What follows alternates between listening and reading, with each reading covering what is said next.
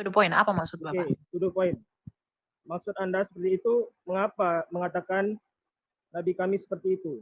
Tunjukkan buktinya, satu aja buktinya ya saya mengatakan atau menyebutkan nabimu Ada sebagai apa. yang saya baca. Enggak, tunjukkan sekarang buktinya ke saya, kamu jangan fitnah saya, tunjukkan. Oke, nanti saya DM ke kamu aja. Iya, kalau tidak ada, kamu bertanggung jawab nggak dengan ucapanmu ini? Bukan, Kamu sudah merusak nama saya di sini. saya tidak merusak, saya hanya membawa Anda, hanya ingin Membawa bertanya saya ke mana? saja. Saya tidak. Di ajaran agama Kristen, adakah yang meyakinkan manusia di dunia ini akan masuk surga? Kalau jelas. Yesus itulah firman Allah yang menjadi manusia. Dialah manusia yang pertama kali bangkit dan sekarang ada di surga. Nabi Bapak bangkit nggak di Konghucu? Jangan saja agama saya, kita lagi ngebahas, ya kan ini.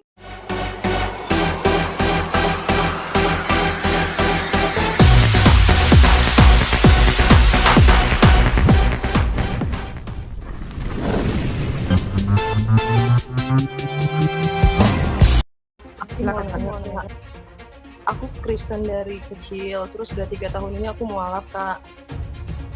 3 tahun ini mualaf, kebotolan apa lagi kah yang kau ikuti ini? Terus aku mau nanya,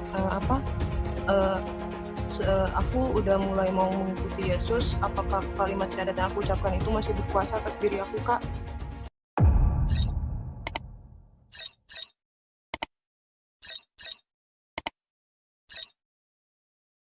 Coba ditanya dulu, Pep. Tanya dulu nih. Ini yang huruf Arab ini Islam apa Kristen, Pak? Pak, yang huruf Arab. Islam apa Kristen, Pak? Islam. Oh, oke. Ada yang mau tanyakan? Ya silakan, Pak. Silakan. Yang Islam dulu ya, silakan. Jadi gini, kenapa dunia ini bisa diciptakan? Kalau menurut kami, karena ini diciptakan oleh Tuhan kami, ya kan? Jadi bagaimana menurut pendapat Anda mengenai kenapa dunia ini harus diciptakan? Tolong dijelaskan menurut pemahaman Anda. Oke, sekian. Terima kasih. Kenapa dunia ini harus diciptakan begitu, Pak? Iya. Nanti ketika raja kami itu sudah datang sebagai hakim, nanti saya tanyakan ya. Kenapa Yesus, kenapa engkau menciptakan dunia ini? Kenapa begitu? Tapi gini ya, untuk manusia ya secara khusus ya, kenapa Tuhan itu sampai menciptakan manusia dan segala ciptaannya, itu adalah untuk membagikan kasih-Nya. Buktinya apa? Allah itu menjadikan manusia sebagai mandatarisnya untuk memelihara bumi. Beranak cuculah dan bertambah banyaklah. Itu perintah Allah kepada Adam dan Hawa. Artinya apa? Bumi dan segala isinya dan alam semesta ini dan juga manusia yang ada di dalamnya dan segala sesuatu yang ada di dalamnya. Itu Allah ciptakan sebagai tanda bahwa Allah itu kasih. Sejak kekekalan Allah itu sendiri, Sang Bapa itu sendiri berdiam dengan roh dan firman-Nya, itu saling mengasihi. Tetapi ia menciptakan objek lain, yakni alam semesta ini di luar daripada dimensi dia untuk mengaliri kasih-Nya itu. Karena Allah adalah kasih. Selain daripada Allah adalah kasih, Allah itu adalah kekal. Jadi bumi ini dia ciptakan, kemudian dia menciptakan manusia, itu adalah sebagai tanda kasih-Nya. Karena dia memiliki kasih. Karena dia memiliki kasih yang kekal itu, maka dia memiliki atau menciptakan objek untuk dikasihi. Yaitu siapa? Manusia. Jadi penciptaan manusia, alam semesta langit dan bumi itu dilakukan oleh Allah adalah untuk bagaimana ia menyatakan kasih-Nya itu. Jadi Allah kami itu tidak pernah menciptakan manusia untuk dimatikan atau tidak pernah menciptakan manusia dengan membawa agama. Manusia pertama yaitu Adam itu tidak diberi agama. Manusia Adam yang pertama itu tidak diberi doktrin. Adam, manusia pertama diciptakan, itu tidak diberitahu bahwa ini loh, aku loh, enggak. Jadi manusia itu diciptakan yang membagi kasih-Nya diberikan dengan kehendak bebas atau free will. Kehendak yang benar-benar bebas. Dimana dengan kehendak bebas itu Adam dan Hawa bisa bertindak dengan kemauan mereka sendiri. Tapi ya, karena Allah itu menciptakan manusia dengan kehendak bebas, namun manusia itu memilih untuk menyalahgunakan kehendak bebasnya dengan berpihak kepada dosa. Nah, dosa inilah yang menyebabkan keterpisahan antara Allah dengan manusia. Gitu. Jadi Allah kami tujuannya menciptakan itu tidak dengan menciptakan agama, menciptakan kekhalifahan, membuat sesuatu, bukan. Adam itu diciptakan untuk membagi kasihnya. Itu bro. Mute dulu Komaran. Komaran, Saya mute dulu. izin Di mute. menyanggah. Lanjut. Izin menyanggah. Kemudian kata Anda mengenai Tuhan Anda sendiri, bahwasanya Tuhan Anda tuh menciptakan agar Suaranya digedein Pak, kecil Pak. Digedein Pak, kecil. oke, langsung saja saya akan ini aja. Jadi nggak perlu banyak ribet pertanyaan dari saya. Nah, jadi gini, jadi kan Anda bilang Tuhan Anda tuh seperti itu. Oke, saya pahami apa makna dari kata Anda. Jadi gini, saya ini sedikit ada hal yang kekecewaan terhadap, ya paham sendiri Anda mengatakan bahwa sesungguhnya Nabi kami ini, yang Anda katakan saya lihat di komen itu sangat terpukau lah, sangat terkenal lah di hati kami, sehingga kami ini banyak hal yang tak menerima di hati setiap Islam. Jadi Langsung to the point. Apa maksud Oke, Bapak? to the point. Maksud Anda seperti itu, mengapa mengatakan Nabi kami seperti itu? Tunjukkan buktinya. Satu aja, buktinya ya saya mengatakan atau menyebutkan nabimu sebagai Ada apa. yang saya baca. Enggak, tunjukkan sekarang buktinya ke saya. Kamu jangan fitnah saya. Tunjukkan. Oke, nanti saya DM ke kamu aja. Iya, kalau tidak ada, kamu bertanggung jawab nggak dengan ucapanmu ini? Bukan, Kamu sudah merusak nama saya di sini. saya tidak merusak. Saya hanya membawa Anda, hanya ingin Membawa bertanya saya kemana? saja. Saya tidak merusak Anda. Saya tidak merusak nama Anda. Saya hanya minta bukan penjelasan, kayak bukti apakah ini benar atau enggak gitu. Saya nih manusia yang penuh penasaran. Iya, makanya kalau kamu mau mendakwa saya, bawa sekarang ke hadapan saya buktinya. Sekarang juga. Kamu open cam, tunjukkan di mana saya menyatakan itu. Cepat. Sekarang saya mau. Ini di hadapan 784 orang. Kamu jangan sembarang ngomong. Ya, aman. Saya nggak Iya. sembarang ngomong. Cepat. Jadi kamu jadi orang, itu jangan mau digoreng sama orang yang nggak belajar. Ini dia keluar atau gimana? Turun sendiri, nggak ada dikeluarin.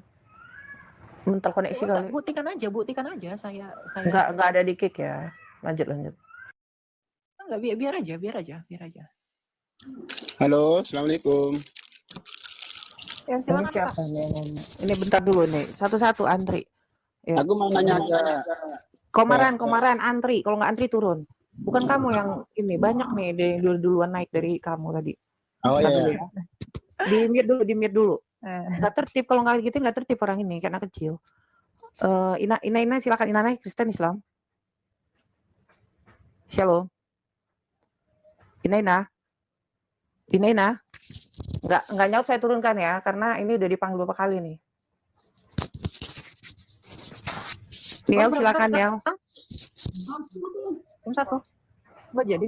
Niel ada yang mau disampaikan Niel ya, silakan. Selamat pagi semuanya. Iya pagi. Oke, baik. Pertama-tama saya perkenalkan diri dulu. Nama saya Niel dan saya manusia tersesat. Kedengaran? Dengar, silakan Pak, lanjut aja. Oke. Allah Sang Bapa di ajaran Kristen menciptakan manusia pertama itu adalah Adam dan Hawa. Adam dan diambil dari tulang rusuk si Adam itu Hawa. Benar kan? Selesaikan aja dulu berbicara Pak. Jangan dulu mencari pembenaran dari kami. Lanjutkan dulu aja sampai selesai. Oke, siap. Adam dan Hawa ini mempunyai anak berapa? Ada banyak Pak anak-anaknya, cuma yang dicatatkan oleh Musa itu Kain dan Habel digantikan oleh Set karena dibunuh oleh Kain. Oke. Terus saya lanjutkan. Iya, silakan. Santai aja Pak, nggak usah seperti pengacara. Silakan. Berarti Kain dan Habel. Kain dan Habel sudah mati digantikan oleh Set. Oke, berarti sudah mati tinggal Set. Oke, iya betul.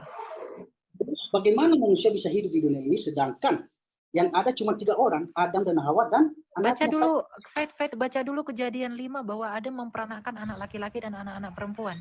Kejadian 5 ayat berapa? Baca aja semua. Bentar ya. Ya bentar. Oh, enggak, kan saya nanya.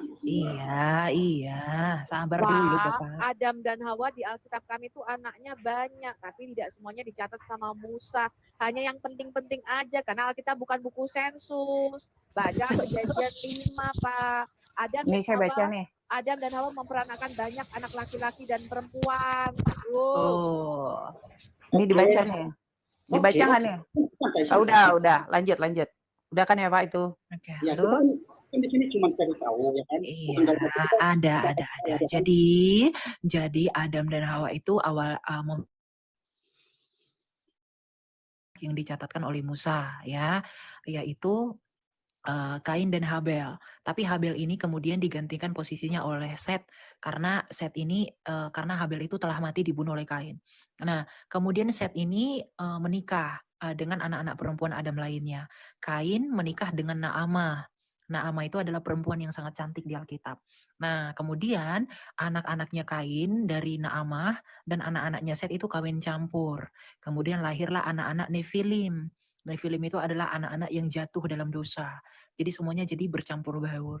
Nah, karena Tuhan melihat semuanya itu telah berdosa, maka datanglah air bah, menyisakan Nuh.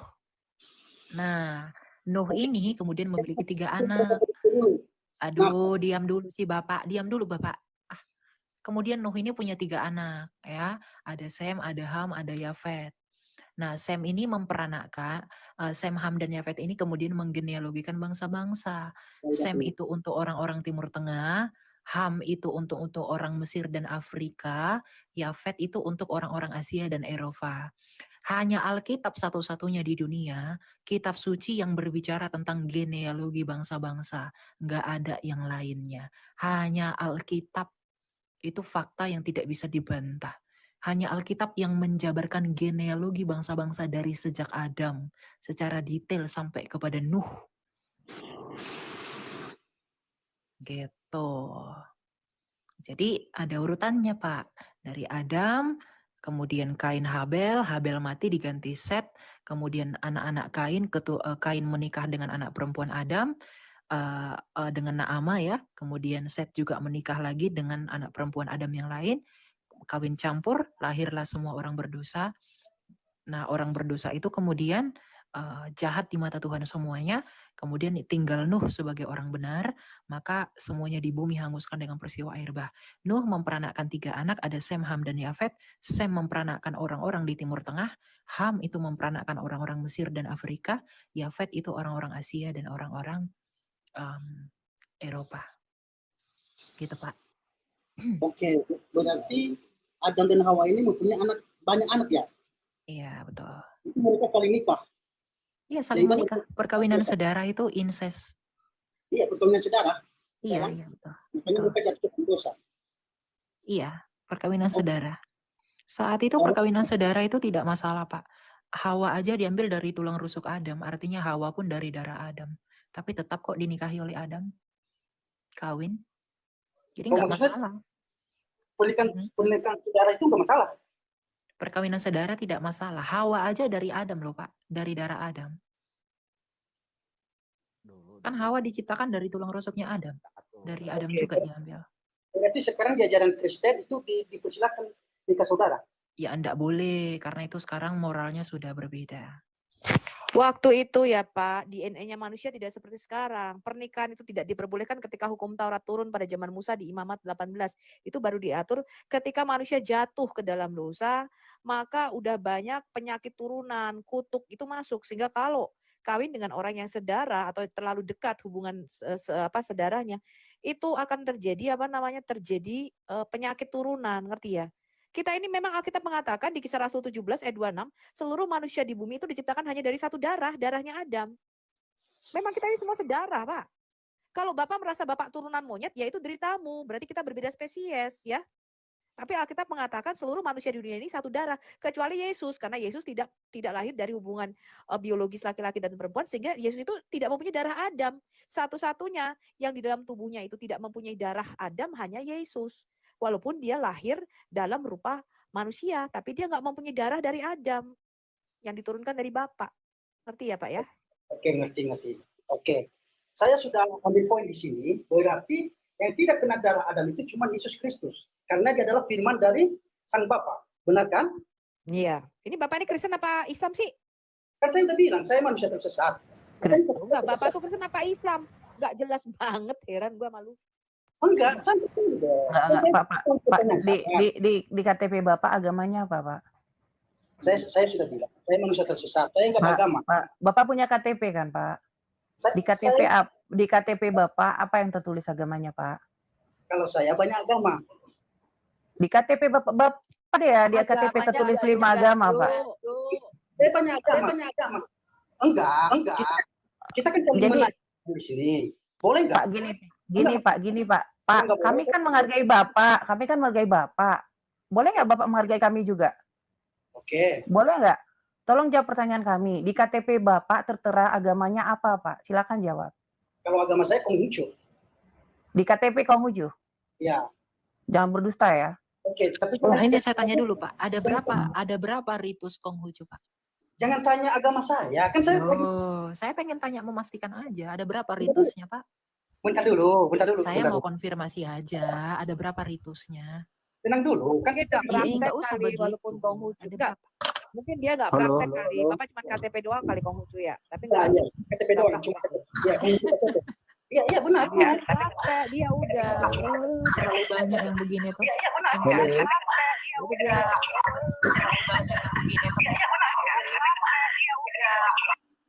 Iya, saya cuma Konghucu KTP agamanya.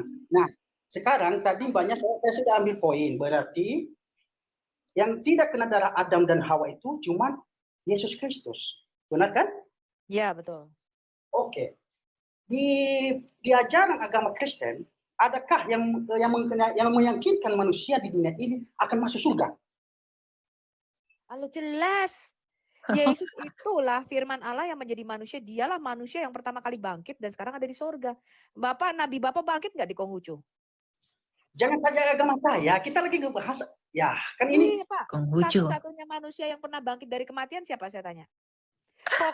Saya pernah pergi itu ya, waktu itu kita doa lagi ke China.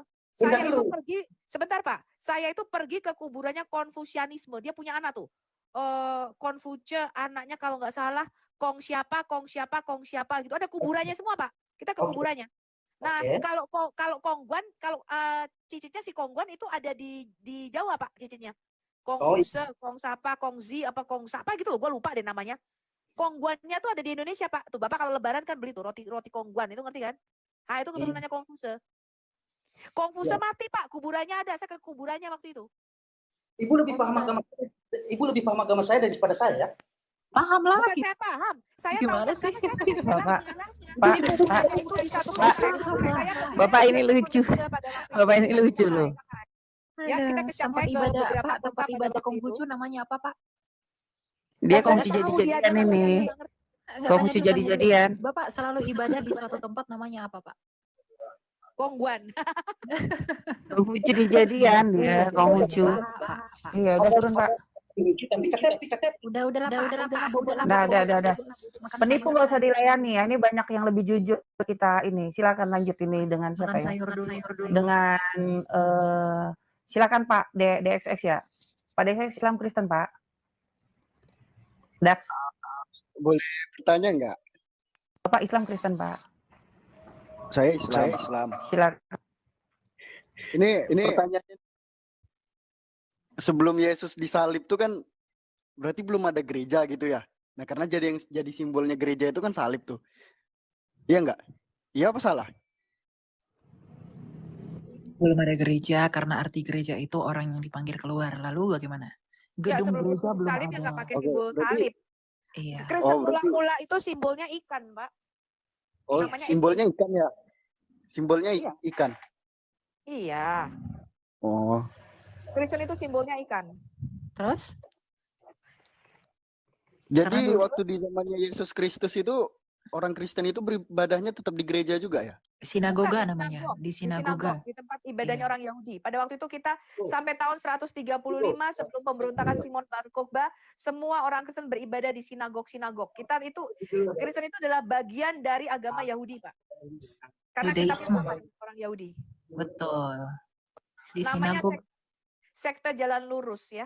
Jadi Kristen itu adalah bagian daripada sekte Yahudi seperti Farisi, Saduki, orang Selot, ya semua Kristen itu ibadahnya di apa Yahudi, di sinagog Yahudi. Oke, apa yang mau kamu tanya? Oke, thank you. Terima kasih. Pas gitu doang. Udah gitu doang. Ya Siap, udah Pak. gitu doang, gitu doang. Ya, Gitu makasih. doang. Saya turunkan ya, Pak. Makasih sudah bertanya. Silakan lanjut ke Cikgu. Silakan Cikgu. Halo Bang. Silakan Cikgu mau bertanya, silakan. Iya, yang pertama aku hanya salam aja buat Kak Elia ya. Yang kedua Kak mau Salam bertanya. paus dong, kasih dia paus. Enggak. Ini Bu Sofi. Iya, Silakan. aku memang betul loh. Aku nggak memuji Kak ya, memang salut luar Kamu biasa. Kristen apa Muslim? Kristen Kak. Kristen lah ya. Kalau Muslim pasti nggak mungkin memuji Elia ya kan? Pasti maki-maki. Iya. Jadi gini Kak Elia, aku mau bertanya yang di podcast kemarin kan. Itu Kak sama nggak? Maksudnya gini loh, kan kemarin Kakak bilang sempat ada tentang Isa dan Yesus itu Kak. Maksudnya memang pohon kurma pada saat itu nggak ada gitu Kak di daerah itu? Nggak ada. Nggak Di ada. Jericho. Pohon kurma itu di daerah Jericho, nggak di dataran tinggi. Bukan, mana ada pohon kurma di Migdal Eder itu?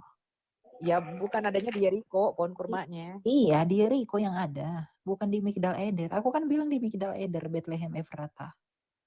Tempat kelahiran Yesus itu di Bethlehem, di kandang domba yang berupa gua, yang dituliskan oleh Bapak Gereja Eusebius. Itu dicatatkan loh Pak sejarahnya. Iya Pak. Iya. Cikgu. Oke Kak. Iya. Itu aja mau apa-apa ya. tanya. Iya. Antri ya ini. Saya turunkan lagi ya. Iya. Jadi salam sekali lagi buat Kak Elia ya, semangat Kak ya. Oke, salam semangat ya Pak ya, tetap saling mendoakan. Iya, tetap semangat. Silakan Pak Noah. Pak Noah, halo. Ada yang ditanyakan Pak Noah? Selamat siang. Oh ya cewek ya. Iya Kak. Silakan. Aku Kristen dari kecil, terus udah 3 tahun ini aku mualaf Kak. 3 tahun ini mualaf, kebotolan apa lagi kah yang kau ikuti ini? Terus aku mau nanya,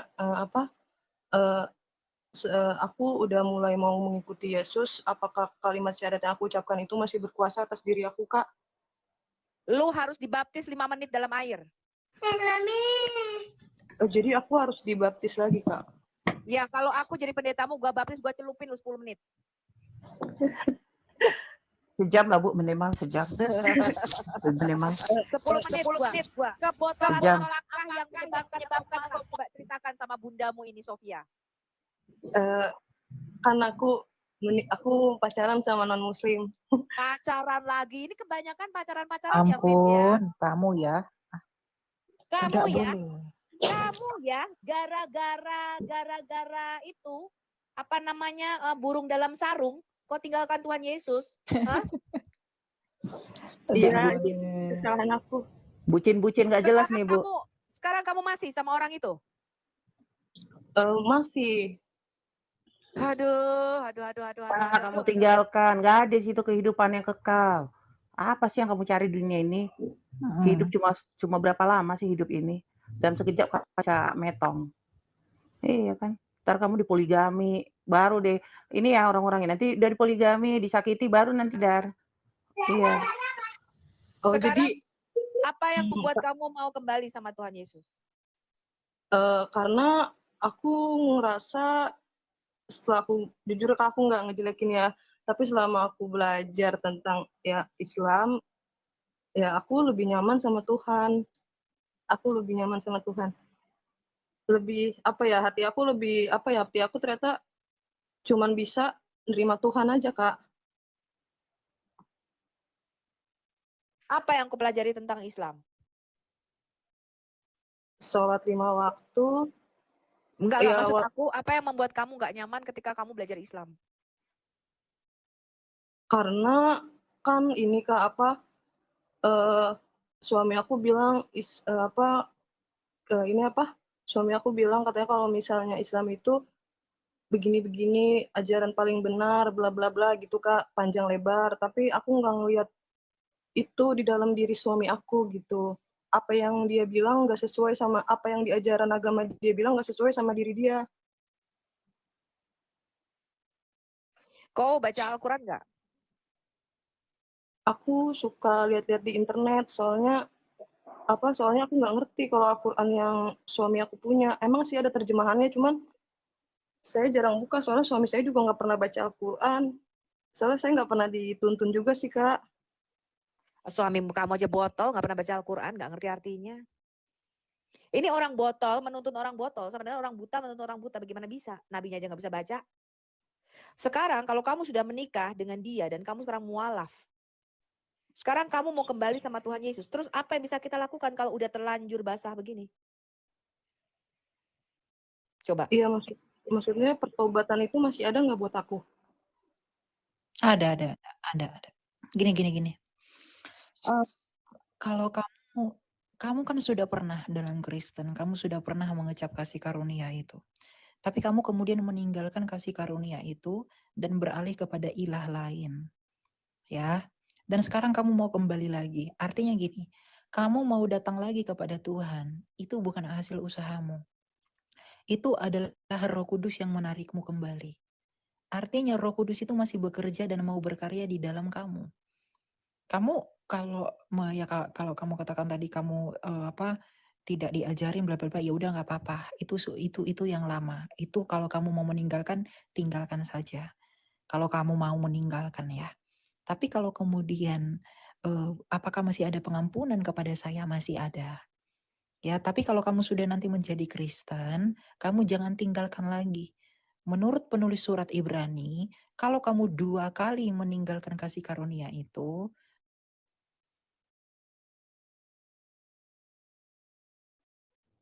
gitu ya.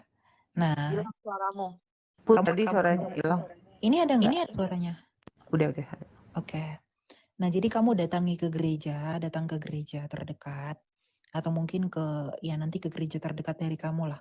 Nanti kamu minta untuk dibimbing. Tapi gini Noah, kamu harus belajar dulu mengenai imanmu. Ya, kamu belajar dulu iman kekristenan itu. Kamu bisa keluar dari kekristenan itu karena kamu tidak mengerti tentang imanmu. Kamu belum membentuk cintamu kepada Tuhan. Kamu belum tahu siapa itu Yesus, makanya dengan mudah kamu meninggalkannya.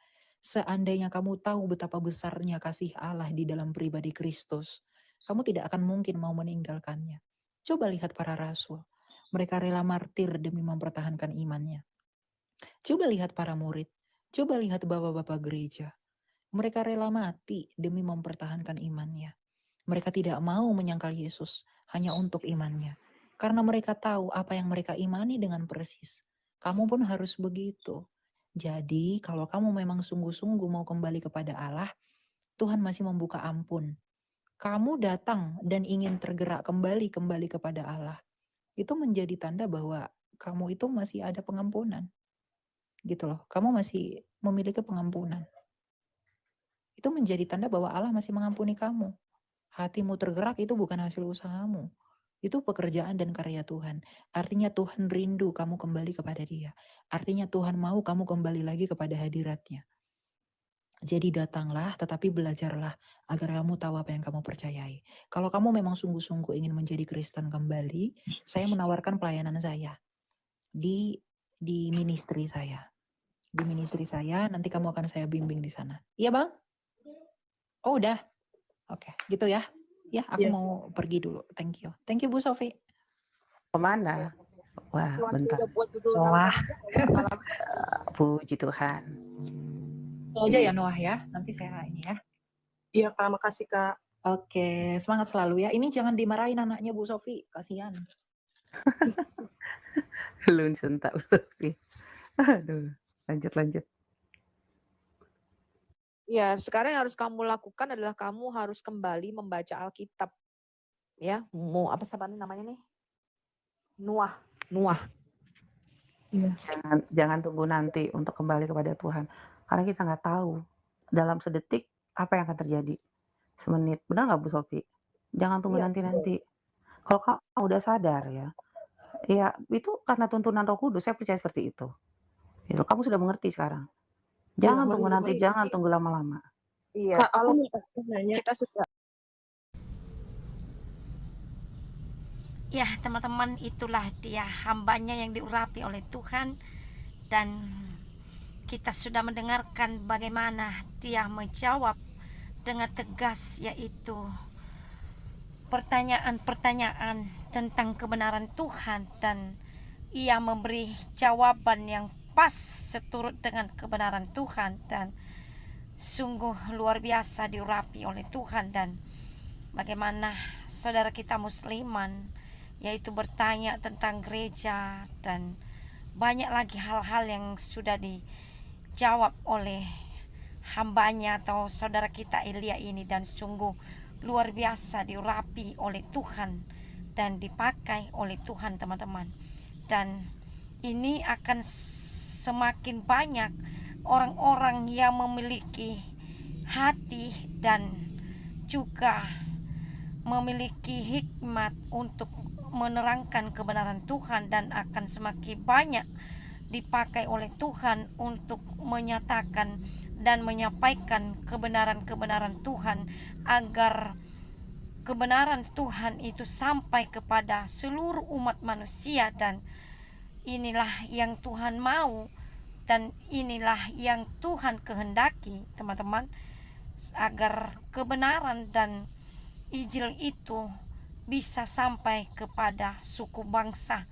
Dan saya percaya, teman-teman, ya, agar hambanya ini juga semakin diurapi oleh Tuhan, dan agar juga bertambah-tambah, yaitu orang-orang yang seperti ini memiliki hati yang sungguh-sungguh melayani Tuhan, dan sungguh-sungguh diurapi oleh Tuhan, disertai oleh Tuhan. Dan saya berdoa untuk itu, teman-teman, agar semakin banyak yang memiliki komit, yang memiliki hati seperti ini, teman-teman, ya, hati seperti hati Tuhan Yesus, ya, dimana Tuhan Yesus itu suka menyampaikan kebenaran Tuhan, dan juga suka menyelamatkan umat manusia. Dan